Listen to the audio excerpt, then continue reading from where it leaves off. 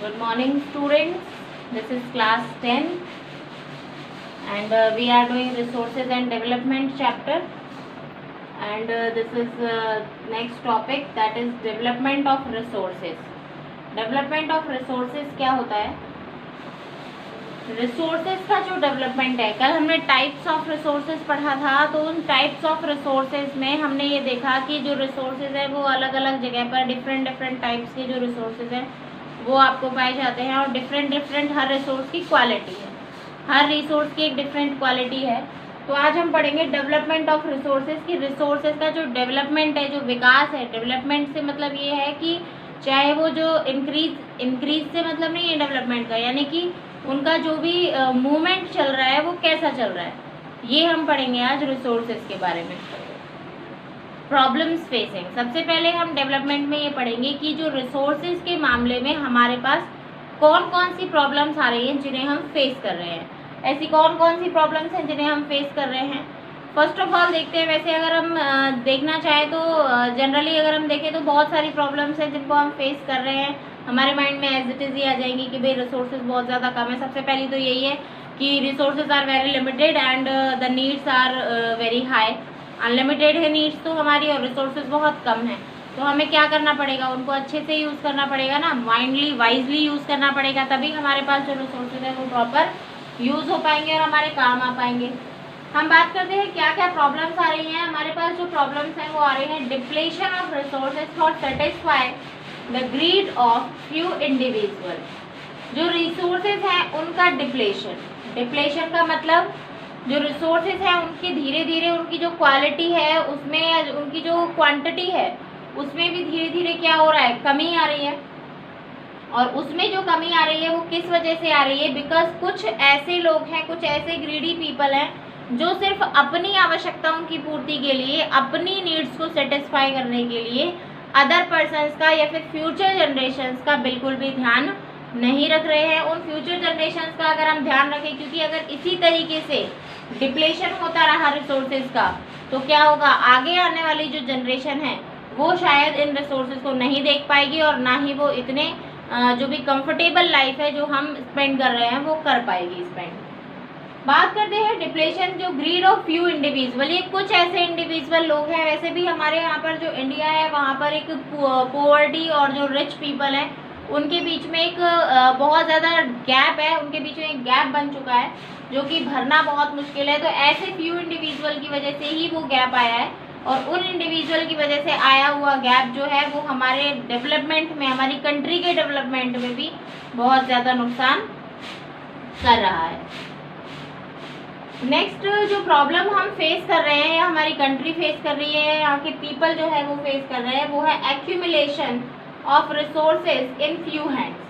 कि रिसोर्सेज का एक्यूमुलेशन कुछ ही हाथों में होकर रह गया है, यानी कि जो रिसोर्सेज है हमारे यहाँ वो कुछ, जितने भी रिसोर्सेज हमारे यहाँ पर है उनका एक्यूमुलेशन हो गया। एक्यूमुलेशन का मतलब कि कुछ हाथों में रह गया है वो, और थोड़े बहुत हाथों में, यानी कि जैसे जनता तो बहुत ज़्यादा है, जो पॉपुलेशन है हमारे यहाँ की वो बहुत ज़्यादा है, पॉपुलेशन बहुत हाई है, और जैसे कि ये है, इसमें हम मानते हैं कि जो रिसोर्सेज है ये पूरा रिसोर्सेज है, और यहाँ पर बहुत ज़्यादा लोग, इस तरीके से मैं इससे आपको ये पीपल ऑफ द कंट्रीज को शो कर रही हूँ।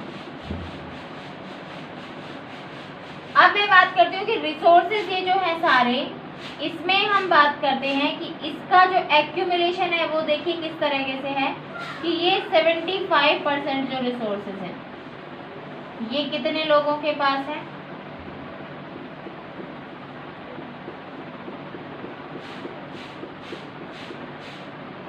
ओनली दिस, इससे भी कम, ये कर लेते हैं सब 10 to 15 होंगे ओनली।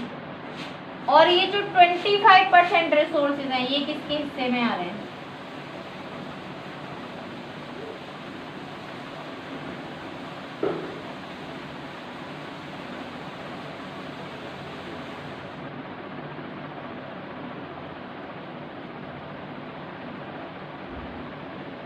इतने लोगों के हिस्से में। यानी कि कहने का मतलब जो रिसोर्सेज का जो एक्यूमुलेशन है, रिसोर्सेज जो हैं वो इकट्ठे हो गए हैं कुछ ही हाथों में। यानी कि वही बात है कि अगर मान लीजिए 100 रुपीज़ कहीं की इनकम है तो उसमें से 90 रुपीज़ तो दे दिए हमने 2 को, और 10 रुपीज़ में हमने कितने हो गए, मान लो जो पीपल हैं वो हैं 50, तो और 10 रुपीज़ में कितने हो गए लोग, 48। तो ये एक्यूमुलेशन हो गया ना, यानी 2 ही लोगों के पास 90% रिसोर्स पहुंच गए, तो ये एक्यूमुलेशन है। इससे क्या कंट्री का डेवलपमेंट होगा? नहीं हो पाएगा। इससे वही होगा कि उन्हीं की जो ग्रीड है वो सेटिस्फाई हो पाएंगे, और अपनी ग्रीड को सेटिस्फाई करने के लिए वो फ्यूचर से खेल रहे हैं। इनडिस्क्रिमिनेट एक्सप्लॉयटेशन ऑफ कॉजेज, और जब ये इनडिस्क्रिमिनेट एक्सप्लॉयटेशन होता है, जब ये इनडिस्क्रिमिनेशन वाला एक्सप्लॉयटेशन होता है, तो इस एक्सप्लॉयटेशन से क्या होता है, इस एक्सप्लॉयटेशन से हम बहुत सारी प्रॉब्लम्स को फेस करते हैं। यानी कि जब बहुत ज़्यादा वो लोग यूज़ करते हैं, रिसोर्सेज को यूज़ करते हैं अपनी फ्यू ग्रीड्स को पूरा करने के लिए, ज़्यादा से ज़्यादा जब वो रिसोर्सेज को यूज़ करते हैं, तो ऐसे क्या होता है कि बहुत सारी प्रॉब्लम्स हमें फेस करनी पड़ती है, जो कि एनवायरमेंटल प्रॉब्लम है। जिसमें से फर्स्ट है कि ओजोन का डिप्लेशन। हमने देखा भी होगा कि न्यूज़ में आता रहता है कई बार कि ओजोन लेयर धीरे धीरे पतली होती जा रही है, ओजोन लेयर थिन होती जा रही है। वो ओजोन लेयर क्यों थिन हो रही है? क्योंकि हम जो रिसोर्सेज का यूज़ कर रहे हैं उनकी वजह से वो बहुत ज़्यादा क्या होती जा रही है, थिन। यानी कि उसकी वजह से जो सन की जो अल्ट्रावायलेट रेज है, यानी जो पोल्यूशन हो रहा है, वो धुएं की वजह से, उन केमिकल्स की वजह से, वो सारा धुआं जब बाहर जाता है तो हमारी अर्थ में जो ओजोन लेयर है वो उसको रोकने का प्रयास करती है, और वो रोकते हुए उसको क्या होती जा रही है, वो खुद अपने आप को डिप्लेट कर देती है, यानी खुद थोड़ी थोड़ी हटती जा रही है। और एक दिन ऐसा आएगा, अगर इसी तरीके से ये पॉल्यूशन चलता रहा, इसी तरीके से अगर ये पॉल्यूशन चलता रहा, तो एक दिन ऐसा आएगा जिस दिन क्या होगा, ये जो ओजोन लेयर है ये बिल्कुल पतली हो जाएगी, और जो सन की जो अल्ट्रावायलेट रेज हैं वो हमारे ऊपर डायरेक्ट पहुंचने लग जाएंगे, और उस समय हमारे पास इतनी सारी स्किन डिजीज होंगी, हम इतने ज़्यादा परेशान हो जाएंगे अल्ट्रावायलेट रेज से, और जो डायरेक्ट जो हीट है वो भी हमारे पास पहुंचने लग जाएगी। तो उसमें उस समय अल्ट्रावायलेट रेज के साथ लोगों का सर्वाइव करना बहुत मुश्किल हो जाएगा। अब हम बात करते हैं पॉल्यूशन की। तो एनवायरमेंट का जो पॉल्यूशन है वो भी बहुत ज़्यादा हो रहा है इनकी वजह से। नेक्स्ट है लैंड डिग्रेडेशन। लैंड का भी डिग्रेडेशन हो रहा है, क्योंकि जितनी भी जो फैक्ट्रीज़ हैं, कंपनीज़ हैं, वो सभी क्या करती हैं, ये सभी कंपनीज़ क्या करती हैं, अपने जो भी वेस्ट होते हैं, जो भी इंडस्ट्रियल वेस्ट होते हैं, उन सभी इंडस्ट्रियल वेस्ट को कहाँ डाल देती हैं, लैंड पर डाल देती हैं या वाटर में डाल देती हैं। तो लैंड पर डालने से वहाँ की जो लैंड है वो क्या हो जाती है, इनफर्टाइल हो जाती है, तो लैंड का भी डिग्रेडेशन हो जाता है। फिर वो लैंड किसी भी काम की नहीं रहती, ना ही उस लैंड पर कोई भी कल्टीवेशन हो सकता है, और ना ही और कुछ भी हो सकता है। वहाँ की जो रहने वाली जो जगह है, एनवायरनमेंट है, वो भी क्या हो जाता है, पल्यूट। और उसके आसपास जो लोग रहते हैं, वो रहने वाले लोग भी क्या हो जाते हैं, बहुत ज़्यादा परेशान, और बहुत ज़्यादा स्किन डिजीज़ से कई लोग जो है वो लंग्स की बीमारी से मर जाते हैं, और स्किन डिजीज़ वगैरह से कैंसर्स हो जाते हैं। तो ये जो बीमारियां हैं इनकी वजह एक यही है कि एनवायरनमेंट का पोल्यूशन मेन जो रीज़न है। नेक्स्ट है कि अब ये जो डेवलपमेंट ऑफ रिसोर्सेज है, ये हमने सारी प्रॉब्लम्स पढ़ ली। अब इनका एक क्या है, इसका कोई सोल्यूशन अगर हम देखें एक नज़र में, तो इसका सोल्यूशन जो है वो है क्या, इसका सोल्यूशन है इक्विटेबल डिस्ट्रीब्यूशन। कि जो रिसोर्सेज हैं उनका डिस्ट्रीब्यूशन इक्विटेबल होना चाहिए। इक्विटेबल से मतलब बिल्कुल बराबर बराबर होना चाहिए। Essential for sustained quality of life, और ये ज़रूरी है sustained quality of life and peace, otherwise our future is in danger. कि इक्विटेबल डिस्ट्रीब्यूशन यानी सभी के पास, यानी ये जो डिस्ट्रीब्यूशन है ये ऐसा ना हो करके कैसा हो, सभी को कैसा मिले, बराबर बराबर मिले, सबको बराबर बराबर मिलना चाहिए, ये होना चाहिए equitable distribution. Essential for sustained quality of life and peace, otherwise future is in danger. ये बहुत ज़रूरी है, इसेंशियल है। अगर हमने ये नहीं किया, सस्टेन्ड क्वालिटी ऑफ लाइफ यानी कि जो हमारी जो लाइफ की क्वालिटी है वो क्या हो जाएगी, और शांति जो है वो क्या हो जाएगी, डेंजर में आ जाएगी, और हमारा जो फ्यूचर है वो भी डेंजर में आ जाएगा। यानी हमारी जो फ्यूचर जनरेशन्स हैं उन्हें ये जो कंफर्टेबल लाइफ है वो जीने के लिए नहीं मिलेगी। तो इक्विटेबल डिस्ट्रीब्यूशन होना बहुत ज़रूरी है। इक्विटेबल डिस्ट्रीब्यूशन के लिए हमें क्या करना चाहिए, रिसोर्सेज की प्लानिंग करनी चाहिए। इक्विटेबल डिस्ट्रीब्यूशन के लिए हमें रिसोर्सेज की प्लानिंग करनी होगी, और वो जो रिसोर्सेज की प्लानिंग है वो किस तरीके से होगी। रिसोर्स की प्लानिंग क्या होता है, रिसोर्स की प्लानिंग है कि किसी भी जो भी रिसोर्स है उसको यूज़ करने से पहले, किसी भी रिसोर्स को यूज़ करने से पहले सबसे पहले हमें ये देखना चाहिए कि उसकी क्वांटिटी कितनी है, वो रिसोर्स जो है वो कितनी क्वांटिटी में हमारे पास अवेलेबल है, कितनी क्वांटिटी में वो हमारे पास अवेलेबल है, उसी के अकॉर्डिंग हमें उस रिसोर्स का यूज़ करना चाहिए। जैसे कि अगर मान लीजिए क्वांटिटी कम है तो गवर्नमेंट को उसे अपने ही अंडर में रखना चाहिए और खुद उससे जो भी बन सकता है या जिस भी यूज़ में वो रिसोर्स आ रहा है उसको इक्वल जितना भी है उससे आप डिस्ट्रीब्यूट कर दें इन पब्लिक। तो ये एक रिसोर्स की प्लानिंग होती है। सेकेंड थिंग ये है कि हमें नए नए रिसोर्सेज को ढूंढने की भी प्लानिंग करनी चाहिए कि ज़्यादा से ज़्यादा रिसोर्सेज को हम ढूंढ पाएँ। ज़्यादा से ज़्यादा रिसोर्सेज को जब हम ढूंढ पाएंगे तभी तो क्या होगा, ज़्यादा से ज़्यादा रिसोर्सेज अगर हमें मिलेंगे तभी हमारी जो कंट्री है वो क्या होगी, डेवलप हो पाएगी ज़्यादा से ज़्यादा। वैसे भी हमारा जो इंडिया है वो रिसोर्सेज के मामले में, मिनरल्स के मामले में बहुत ही अच्छा है। क्यों है बहुत अच्छा, ये तो हमारा जो हिस्ट्री है हमारी वो भी इसके लिए एक कह सकते हैं एक एविडेंस है, क्योंकि हमारे इंडिया में इतने सारे लोगों ने आकर यहाँ पर रूल किया है, इतने सारे लोगों ने हमें अपनी कॉलोनी बनाया या फिर हमें इस्तेमाल किया है अपने ट्रेड एंड कॉमर्स के लिए। क्यों किया है, because of eminent position of India, क्योंकि इंडिया की पोजीशन ही इतनी अच्छी है, सी भी है, लैंड भी है, एयर वाटर सारे जितने भी रूट्स हैं वो अवेलेबल हैं, और यहाँ पर प्लेट्यूज है, प्लेट्यूज जो होते हैं वो मिनरल्स की खान होते हैं। तो यहाँ पर इतने सारे रिसोर्सेज हैं, तो इन रिसोर्स हमारे पास अभी भी बहुत काफ़ी है, लेकिन उनकी प्लानिंग करना वो बहुत ज़्यादा ज़रूरी है। उनका मिसयूज़ ना करना, बहुत अच्छे तरीके से जो भी हमारा पेट्रोलियम है, मिनरल्स है, मिनरल ऑयल हैं, इन सभी को बहुत अच्छे तरीके से बहुत वाइजली यूज़ करना। अगर आप रिसोर्सेज की प्लानिंग करके चलेंगे तो ये लैंड डिग्रेडेशन, एनवायरमेंटल प्रॉब्लम, ये सभी की सभी प्रॉब्लम्स जो है आपको नहीं आएंगी। ये रिसोर्स प्लानिंग बहुत ज़रूरी है, बहुत इसेंशियल है हमारी लाइफ के लिए। इसके बारे में आपको आगे चैप्टर में दिया हुआ है, जो कि इस टॉपिक के जस्ट बाद दिया हुआ है, तो उसको भी पढ़ेंगे। वैसे या इतना ही है, इसके बाद देखते हैं आप। अब हम बात करते हैं सस्टेनेबल डेवलपमेंट की। सस्टेनेबल डेवलपमेंट क्या होता है, सस्टेनेबल डेवलपमेंट हमारा मोटिव है। सस्टेनेबल डेवलपमेंट के थ्रू हम क्या करना चाहते हैं, सस्टेनेबल डेवलपमेंट पहले होता क्या है उसकी डेफिनेशन देख लेते हैं। सस्टेनेबल डेवलपमेंट का मतलब होता है कि जो डेवलपमेंट है वो ऐसा हो जो सस्टेन करके रखे हमारी लाइफ को। सस्टेन यानी हमें एग्जिस्ट करा के रखे। एग्जिस्ट कैसे करा के रखेगा, सस्टेनेबल डेवलपमेंट का मतलब होता है अ डेवलपमेंट इन विच, वो development in which are resources, हमारा जो एनवायरमेंटल डिग्रेडेशन है वो ना हो। यानी कि ऐसा डेवलपमेंट, मान लीजिए आपने हजारों लाखों पेड़ काट कर एक मेडिकल यूनिवर्सिटी खड़ी कर दी, तो क्या वो डेवलपमेंट कहलाएगा? नहीं। आपने अपने नेचुरल रिसोर्सेज जो है, नेचुरल रिसोर्सेज का क्या किया है, डिग्रेडेशन किया है। आपने अपने नेचुरल रिसोर्सेज को ख़त्म किया है, उसके बाद आपने एक मेडिकल यूनिवर्सिटी खड़ी की है, तो उसमें कोई भी वाइज बुद्धिमानी वाली बात नहीं है।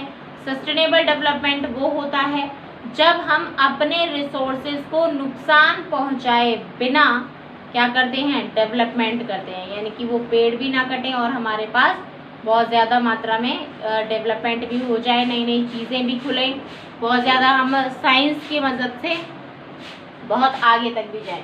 तो ये होता है सस्टेनेबल डेवलपमेंट। आज के टाइम में जितनी भी कंट्रीज हैं, यानी पूरा वर्ल्ड इस सस्टेनेबल डेवलपमेंट के उद्देश्य को प्राप्त करने में लगा हुआ है। जो उसका एम है वो यही है कि कैसे हम सस्टेनेबल डेवलपमेंट को अचीव करें। अब हम नेक्स्ट जो बात करते हैं वो है रियो दी जेनेरियो अर्थ समिट 1992 की, क्योंकि ये जो हम पढ़ रहे हैं अभी development of resources, sustainable development, इसके लिए ऐसा तो नहीं है कि पूरी कंट्रीज में से जितनी भी कंट्रीज हैं उन्होंने किसी ने कुछ किया नहीं है, क्योंकि एनवायरमेंटल जो प्रॉब्लम है वो सभी फेस कर रहे हैं। एनवायरनमेंट की प्रॉब्लम जो है वो सभी लोग फेस कर रहे हैं, ये नहीं है कि सिर्फ इंडिया में ही हम लोग ही फेस कर रहे हैं, नहीं। अभी आपने न्यूज़पेपर में देखा होगा इजराइल की, जापान की, अमेरिका की। अभी संडे का जो न्यूज़पेपर है उसमें आप देखिएगा, संडे या फिर वेडनेसडे का न्यूज़पेपर है, सॉरी, वेडनेसडे का जो न्यूज़पेपर उसमें आप देखिएगा, उसमें आपको पिक्चर्स दिखाई गई हैं कि वहाँ के लोग जो है वो पोल्यूशन से बहुत ज़्यादा परेशान थे। तो वहाँ पर आपको 2 पिक्चर्स दिखाई गई हैं, before lockdown and after the lockdown.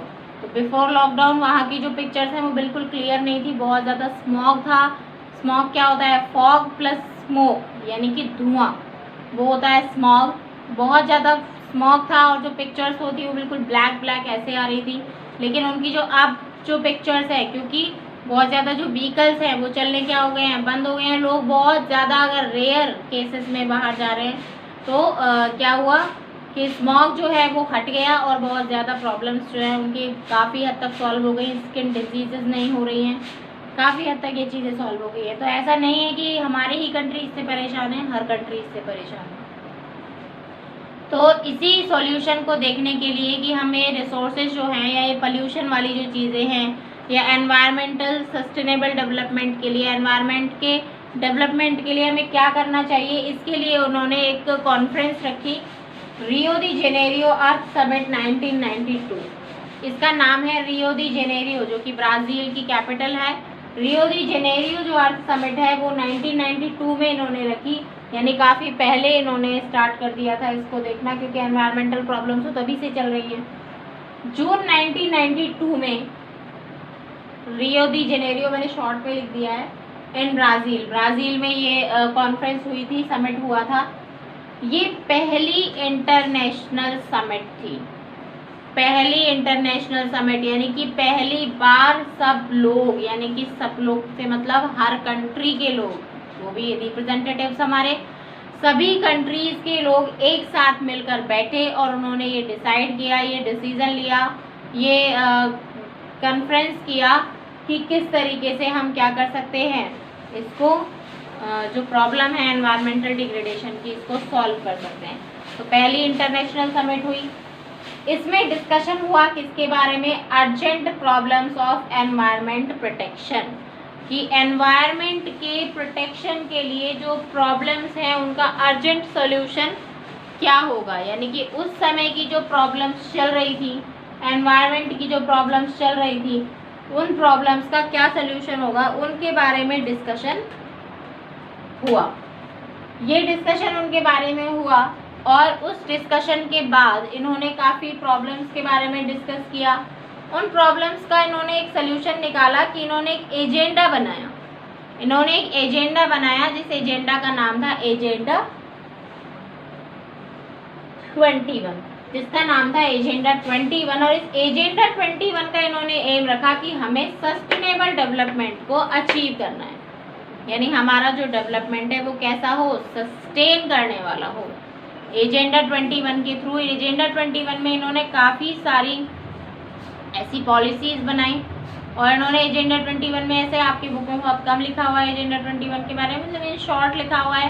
कहने का मतलब मोटिव वही था एजेंडा 21 का भी, कि ऐसी प्लानिंग करना, रिसोर्सेज को इस तरीके से प्लान करना जिससे क्या हो, हमारा जो एनवायरनमेंट है वो क्या ना हो, पॉल्यूट भी ना हो और हमारा जो डेवलपमेंट है वो भी प्रॉपर हो जाए। तो ये है agenda 21।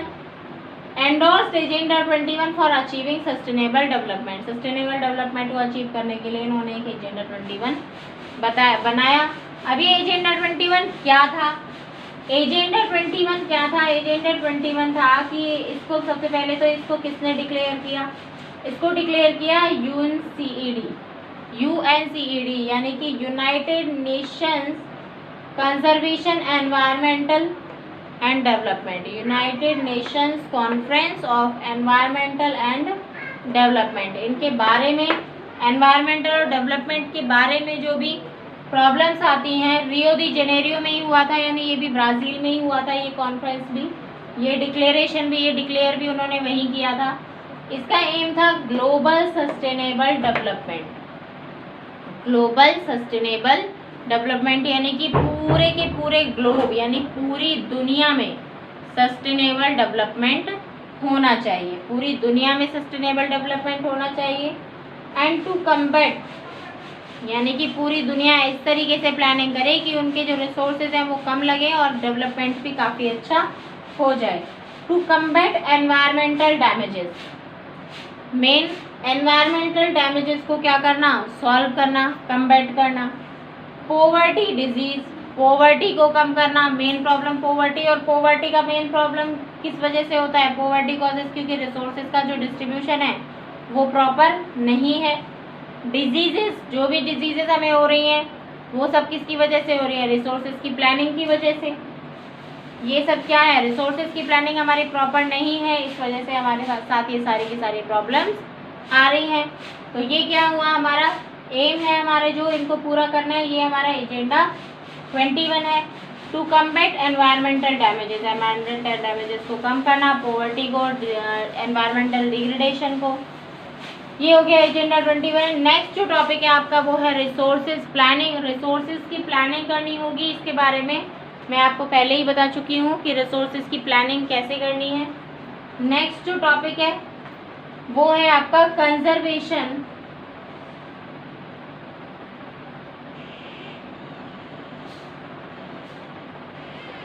Conservation of resources. Conservation of resources, resources का कंजर्वेशन कैसे करें, रिसोर्सेज का कंजर्वेशन हम कैसे कर सकते हैं, इसके बारे में आपको लिखना मिलेगा। और इसमें आपको ब्रिटिश टाइम पीरियड में जो भी चीज़ें आपको दी गई थी, बहुत ज़्यादा रिसोर्सेज को उन्होंने भी हमारे यूज़ किया और रिसोर्सेज को हमारे कहाँ शिफ्ट कर दिया, इन ब्रिटेन शिफ्ट कर दिया। तो कंजर्वेशन ऑफ रिसोर्सेज करना बहुत ज़रूरी है। अगर कंजर्वेशन नहीं किया हमने रिसोर्सेज का, उसको बचाया नहीं, जो भी रिसोर्सेज हैं, चाहे वो बायोटिक हो चाहे वो अबायोटिक हो, क्योंकि धीरे धीरे हमने देखा है कि बायोटिक रिसोर्सेज और अबायोटिक तो हो ही रहे हैं, लेकिन बायोटिक रिसोर्सेज भी धीरे धीरे क्या होते जा रहे हैं, ख़त्म होते जा रहे हैं। जितने भी एनिमल्स हैं, प्लांट्स हैं, बहुत सारे ऐसे एनिमल्स हैं, बहुत सारे ऐसे प्लांट्स हैं जो कि हमारे लिए बहुत ज़्यादा बेनिफिशियल है, चाहे वो हम मेडिसिनल यूज़ के लिए कहें चाहे किसी भी यूज़ के लिए कहें, बहुत ज़्यादा ही बेनिफिशियल। जैसे हिमालय के जो अंदर है बहुत सारी डिफरेंट टाइप्स की क्या मिलती है, डिफरेंट टाइप की मेडिसिनल प्लांट्स मिलते हैं। उन मेडिसिनल प्लांट्स को अगर देखा जाए और पास्ट से उसको कंपेयर किया जाए, तो पास्ट से उसको कंपेयर करने पर हमें पता चलेगा कि जो वो रिसोर्सेज हैं, वो जो हमारे प्लांट्स हैं, वो धीरे धीरे क्या होते जा रहे हैं, ख़त्म होते जा रहे हैं। और अगर बहुत ज़्यादा स्पीशीज़ देखें प्लांट्स की भी और एनिमल्स की भी, तो हमारे एक रेड डाटा बुक है जिसमें एनवायरमेंटल जो भी प्रॉब्लम्स हैं उनको भी लिखा जाता है। रेड डाटा बुक में जो एक्सटिंक्ट एनिमल्स होते हैं, एक्सटिंक्ट प्लांट्स होते हैं, उन सभी को क्या किया गया है, उसमें नोट किया गया है कि कौन कौन से प्लांट्स और एनिमल्स ऐसे हैं, कौन कौन से मिनरल्स ऐसे हैं जो कि क्या हो रहे हैं, धीरे धीरे डिग्रेड हो रहे हैं। ये इसीलिए हमें कंजर्वेशन ऑफ रिसोर्सेज करना होगा। कंजर्वेशन के लिए आपको रिसोर्सेज का मैनेजमेंट करना होगा, रिसोर्सेज की प्लानिंग करनी होगी। रिसोर्सेज का मैनेज कैसे करेंगे हम, रिसोर्सेज की प्लानिंग कैसे करेंगे, किस तरीके से आप रिसोर्सेज की प्लानिंग करेंगे कि आपको जो भी प्रॉब्लम्स है, जो भी आपको रिसोर्स चाहिए आप उसको उतना ही यूज़ करें जितना आपको उसमें चाहिए, उनको वेस्ट ना करें, टाइम टू टाइम उनको यूज़ करें। और अगर आप उन्हें टाइम टू टाइम यूज़ कर रहे हैं, वाइजली यूज़ कर रहे हैं, जितना ज़रूरी है ज़रूरत से कम ही यूज़ करें, ज़रूरत से ज़्यादा या मिसयूज़ करने की उसको ज़रूरत आपको नहीं है। मिसयूज़ किसी भी चीज़ का नहीं करना, वाटर का भी नहीं करना है, मिनरल्स का भी नहीं करना है, क्योंकि हमारे पास क्योंकि वैसे भी बहुत ज़्यादा जो भी गाड़ियाँ हम जो चला रहे हैं उसमें हम ऐसे भी चला सकते हैं उन गाड़ियों को कि आप धीरे धीरे क्या करें, एक ही जगह अगर 2 लोग या 3 लोग अगर एक साथ ही जा रहे हैं तो वो दोनों तीनों लोग अगर एक ही प्लेस पर जा रहे हैं तो वो कार पूलिंग कर सकते हैं। इस तरीके से हम बहुत सारे ऐसे मेजर्स यूज़ करके क्या बचा सकते हैं, हमारे रिसोर्सेज को सेव कर सकते हैं। तो नेक्स्ट टॉपिक आप आगे का कल पढ़ेंगे। Within 2 days we will complete this chapter. आगे जो आपका टॉपिक आएगा वो आएगा land use pattern in India, कि इंडिया में लैंड यूज़ कैसे की जाती है, उसके बारे में हम कल पढ़ेंगे।